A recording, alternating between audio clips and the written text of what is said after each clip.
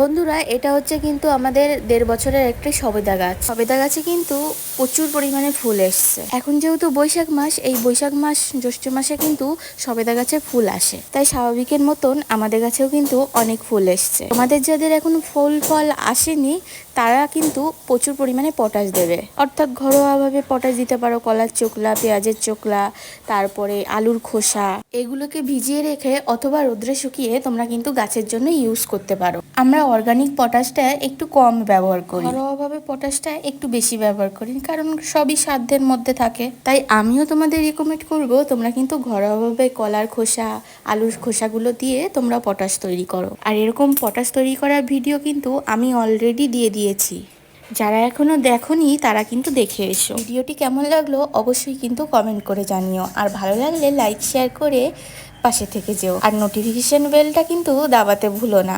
দেখা হচ্ছে পরবর্তী